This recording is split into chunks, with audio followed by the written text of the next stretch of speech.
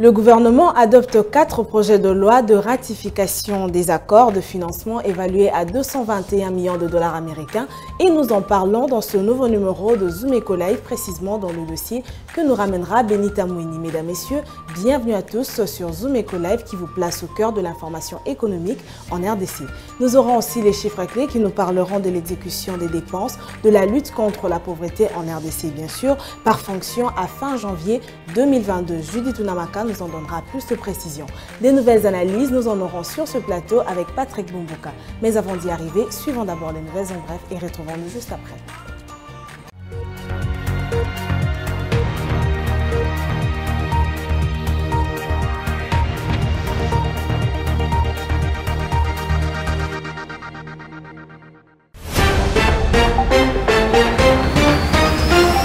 Commençons ce nouvelles en bref avec cette information. Le gouvernement de la République démocratique du Congo compte lever 30 milliards de francs congolais, soit 15 millions de dollars américains à la séance d'adjudication prévue le mardi 15 mars 2022 à la Banque centrale du Congo. C'est ce qu'indique un communiqué du ministère des Finances. À en croire cette annonce, ces titres d'emprunt sera remboursé le 13 septembre 2022, suivant une échéance de 6 mois.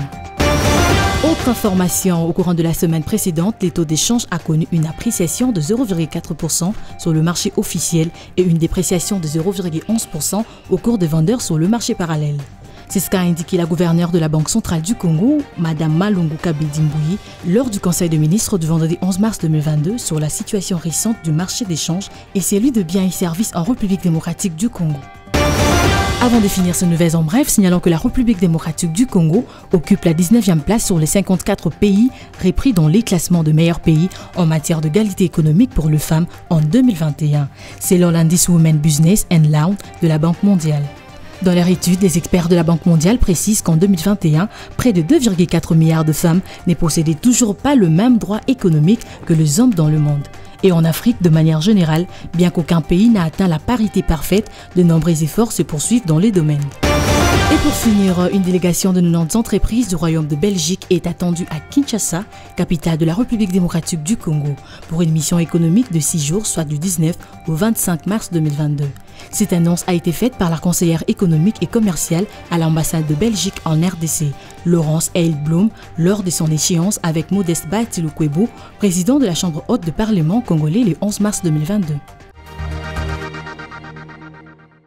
De retour sur ce plateau, merci à vous de rester fidèles à Zoom Eco Live et cette édition se poursuit avec les chiffres clés que nous ramène Judith aujourd'hui. Elle nous donnera l'évolution du cours de change, mais elle nous parlera aussi de l'exécution des dépenses de lutte contre la pauvreté par fonction à fin janvier 2022. Suivez.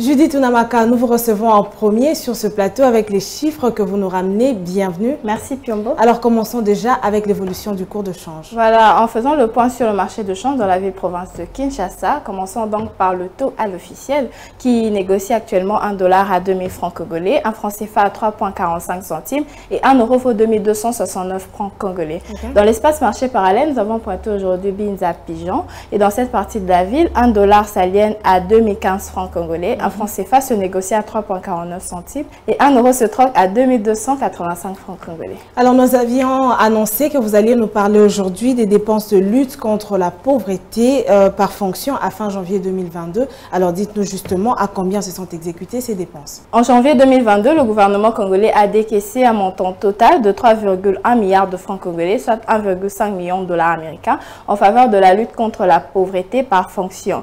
Les prévisions linéaires ont été arrêtées à 583,9 milliards de francs congolais, soit 291,95 millions de dollars américains. Et en analysant ces chiffres, le taux de réalisation a atteint 0,5%.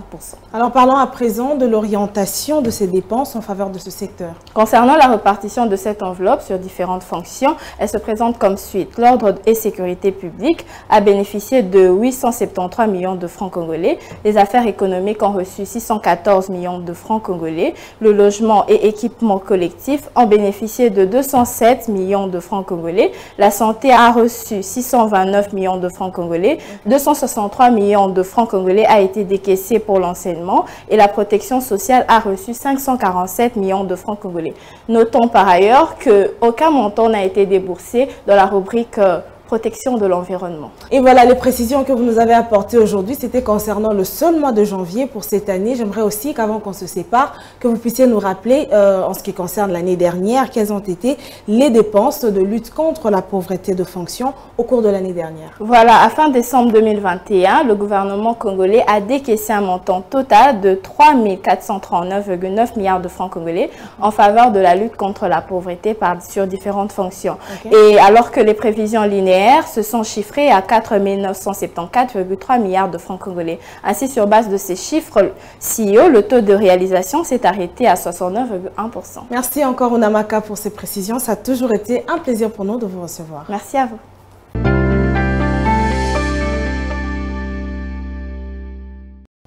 Les 4 projets de loi de ratification des accords adoptés par le gouvernement congolais et évalués à 221 millions de dollars américains, nous en parlons dans le dossier du jour que nous ramène Benita Mouini. C'est juste après ceci.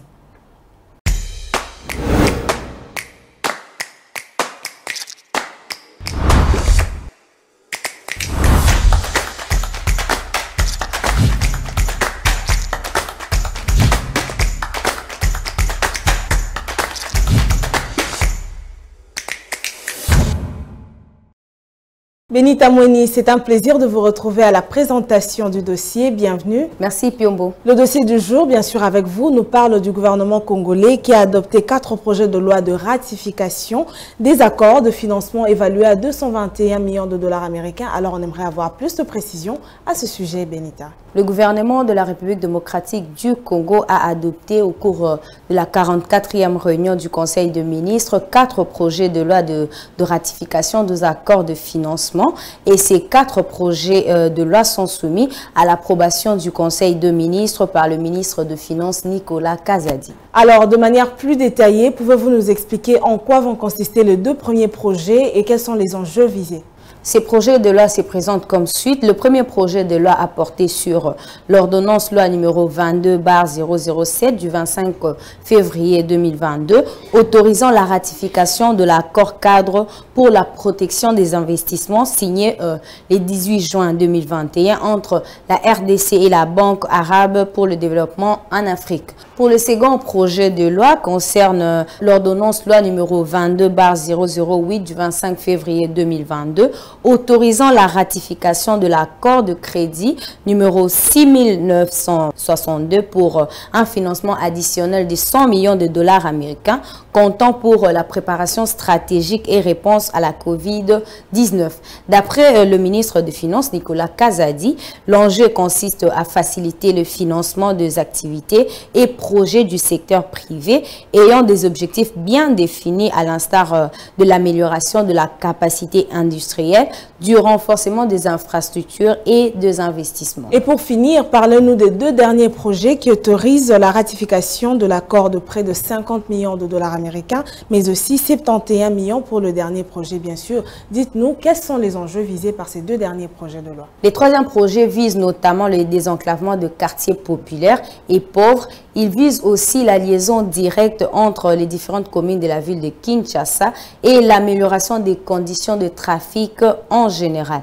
Et le 4e projet vise à développer les infrastructures structurantes dans une zone d'influence ciblée. Il vise aussi à mettre en place un cadre favorable à l'investissement du secteur privé agro-industriel. Et c'est par ici qu'on se sépare, Benita Mouini. C'était un plaisir de vous avoir reçu pour le camp du dossier. Merci Piombo.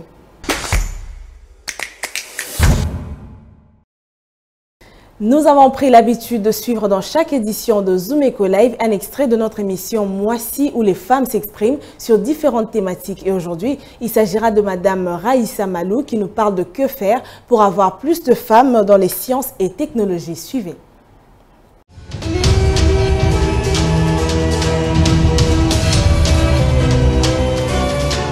Il faut pas, vous voulez identifier qu'un seul problème. Le problème n'est pas aussi simple que c'est celui-là.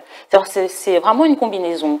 la réforme de l'enseignement des sciences et des mathématiques est importante, de manière à mettre l'accent sur des activités pour lesquelles les filles se sentent plus à l'aise.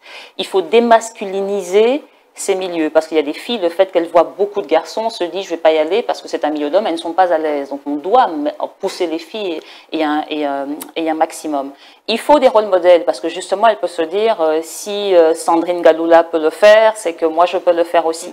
Il faut ça. Et il faut des politiques. Et il faut du financement. Il faut qu'il y ait des bourses qui soient mises à la recherche et spécifiquement pour les femmes, pour les pousser à aller dans ces domaines. Il faudrait voir tout le travail qui a été fait parce que entre il y a 8 ans et maintenant, il y a tout un travail qui est réalisé.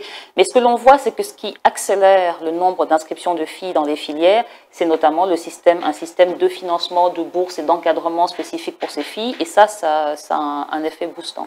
Maintenant, dans le monde, si vous voyez le prochain rapport de l'UNESCO qui va sortir sur les sciences, il faut quand même savoir qu'il y a à peu près 45% des étudiantes en sciences qui sont des femmes pour le niveau licence, 55% au niveau master et quand même 44% au niveau doctorat. Le seul problème, c'est qu'elles ne sont plus que 33% de chercheurs. Donc il y a vraiment un souci comme un plafond de verre qu'il faut briser et il faut absolument mettre en place des structures, en tout cas un encadrement pour que les femmes restent dans ces filières. Donc, il faut un investissement supplémentaire dans la recherche, mais en fait dans ces personnes, parce que c'est vrai qu'on parle de recherche de gouvernement, mais ce sont des individus. Et souvent j'ai tendance à dire, mais on oublie qu'à l'école, quand on voit des chiffres, mais c'est chaque fois des vraies personnes avec leurs besoins, etc. Et c'est en investissant dans les gens que l'on va réussir. Le peuple, c'est en réalité la seule richesse qu'a la RDC. C'est donc, et les autres nations, mais chez nous en particulier, c'est donc dans les gens qu'il faut investir et dans les femmes en particulier.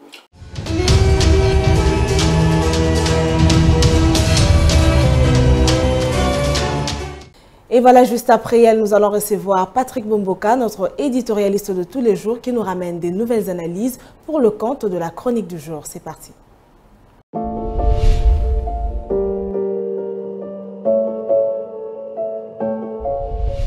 Bonjour. Après le rebond économique en 2021 avec une croissance du PIB estimée à 5,7%, les perspectives pour 2022 restent favorables, quand bien même il faudrait surveiller certains facteurs de risque à la baisse. Tel est le point de vue du FMI, dont les services viennent de clôturer une mission d'évaluation globale de la situation économique de la République démocratique du Congo, et c'est dans le cadre du programme triennal conclu avec cette institution de Bretton Woods. Quelles sont les leçons à tirer de cette évaluation du FMI en prévision de la deuxième revue prévue dans le cadre du programme triennal au mois d'avril 2022? Concernant l'année 2021, comme l'indique le Fonds monétaire international, les données préliminaires confirment le rebond économique en 2021 avec une croissance du produit intérieur brut PIB d'autour de 5,7%, une croissance soutenue par les secteurs miniers et celui des services. L'inflation s'élevait à 5,3% à la fin de l'année 2021 et comme elle devrait rester modérée, la Banque centrale du Congo a donc réduit les taux d'intérêt directeurs de 100 points de base à la fin de l'année 2021. Des estimations préliminaires, en croit la mission du Fonds monétaire international, suggèrent que le déficit du compte courant s'est réduit de 1% du PIB en 2021 contre 2,2% du PIB en 2020. Et cela grâce aux exportations minières qui sont de plus en plus en hausse. Ces évolutions extérieures favorables et l'allocation des DTS fin août 2021 ont donc permis d'augmenter significativement le niveau des réserves internationales brutes. D'après les observations du Fonds monétaire international, le solde budgétaire global s'est amélioré en 2021 en raison justement de la hausse de recettes et d'investissements publics inférieurs aux prévisions. Si les perspectives économiques pour 2022 restent favorables, quels peuvent être les risques à la baisse pour l'exercice budgétaire en cours? Eh bien, pour le Fonds monétaire international, les risques à la baisse ont fortement augmenté et appellent donc à accumuler des réserves et à maintenir des politiques macroéconomiques prudentes pour renforcer la résilience aux chocs externes. Au nombre de ces risques, il y a donc lieu de noter la hausse du prix des carburants qui réduit l'espace budgétaire pour les dépenses sociales en termes d'infrastructures de base.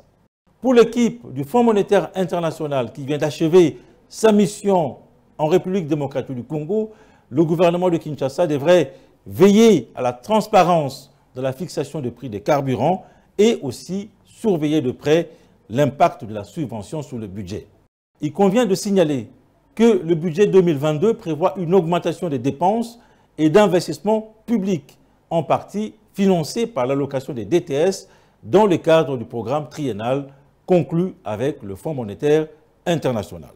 Toutefois, l'équipe du Fonds monétaire international et les autorités congolaises ont dû discuter des possibilités d'intensifier des réformes structurelles pour soutenir la reprise. Une fois approuvée par le Parlement congolais, la nouvelle loi sur les banques commerciales et la loi anti-blanchiment contribueront efficacement à renforcer la supervision bancaire.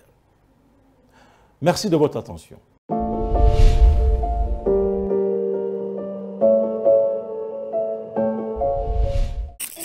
Suivez-moi tout le jour à travers Zoom Wende sur Zoom Eco Live. Abonnez-vous sur notre chaîne YouTube. Zoom Eco Live, la référence de l'actualité économique en RDC. Vous vivez en République démocratique du Congo, particulièrement dans la capitale Kinshasa, et vous êtes consommateur des haricots. Aujourd'hui, Zoom Wende nous ramène les prix des différentes sortes d'haricots retrouvés à Kinshasa, et c'est avec Naomi Kandé à la présentation.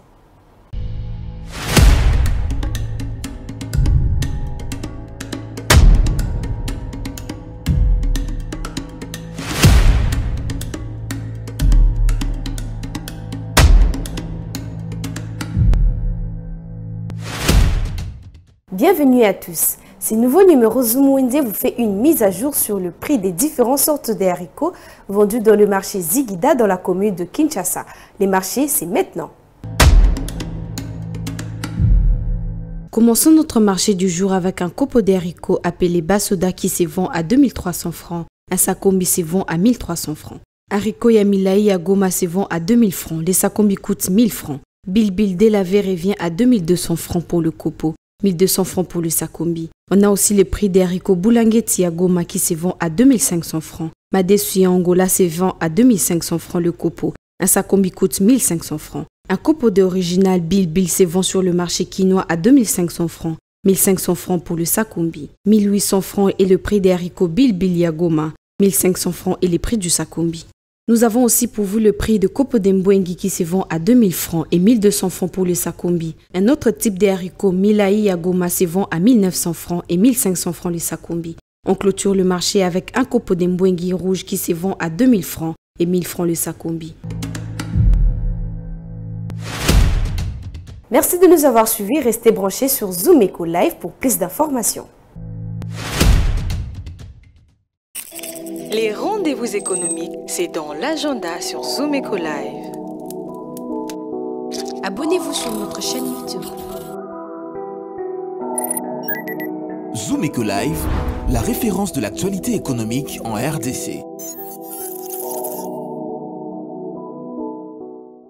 Nous sommes en début de semaine et les rendez-vous économiques retrouvés en RDC, nous en avons avec Adassa Grasse dans la rubrique Agenda. Prêt à noter? C'est parti.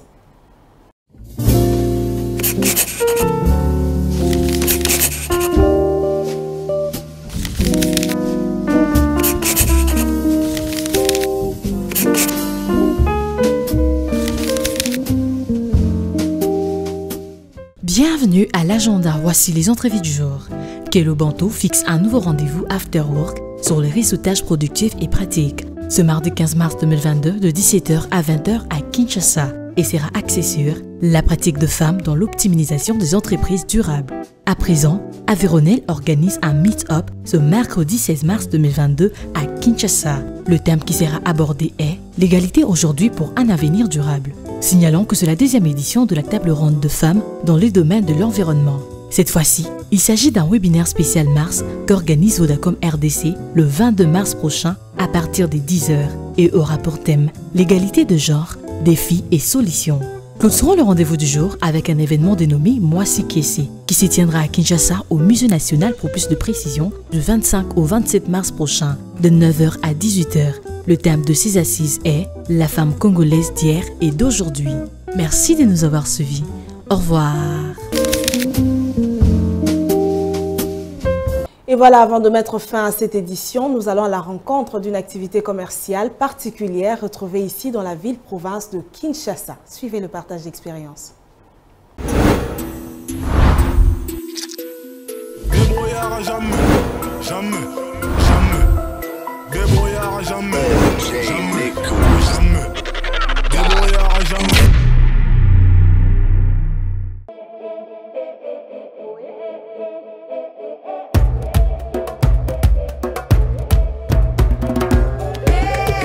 Nazoteka maki, spaghetti, mikate, baboudin, ba saucisse nateka. Na mukeka onde natekaka ndambu natena likelemba soki nazimbo mwana kosunga kotangisa bana kofuta minervala bana kofuta courant kofuta mai kofuta ndako. Mpona bamo bafaila ndako nakoki kopesa bango conseil ke muke oyo oza nango wana soko baloli yango muke oyo kozwa oyo kokutana nango soko baloli yango na Nzambe olonga oke liboso.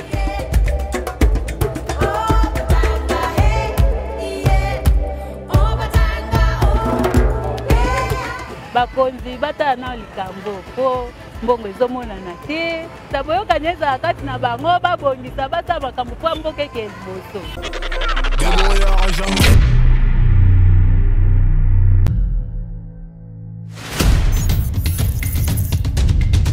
Nous avons pris l'engagement de toujours vous servir en vous donnant l'essentiel de l'information économique en RDC. Mesdames, Messieurs, c'est un plaisir de vous recevoir chez vous. Le gouvernement congolais dirigé par le Premier ministre Jean-Michel Sama Lukonde n'est jure que par la réduction du train de vie des institutions. Merci à vous, Judith Piombo, pour ce dossier. Merci, Unamaka. Désormais, suivez-nous à 19h30 sur la RTNC du lundi au vendredi avec le même plaisir. Zumeko Live, la référence de l'actualité économique en RDC.